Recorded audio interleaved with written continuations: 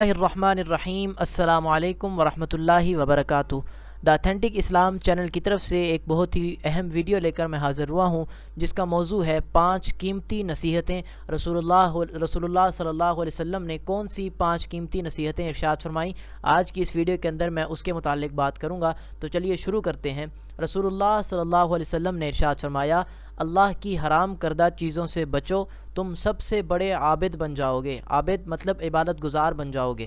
Number 2، رسول اللہ صلی اللہ علیہ وسلم نے ارشاد فرمایا، اللہ نے جو تمہاری قسمت میں کر دیا اس پر راضی رہو، تم سب سے بڑے غنی بن جاؤ گے، مطلب مالدار بن جاؤ گے۔ نمبر 3، اپنے پڑوس سے اچھا سلوک کرو، تم کامل ایمان والے بن جاؤ گے۔ نمبر 4، اور لوگوں کے لیے وہی چاہو جو اپنے لیے چاہتے ہو، تم پکے مسلمان بن جاؤ گے۔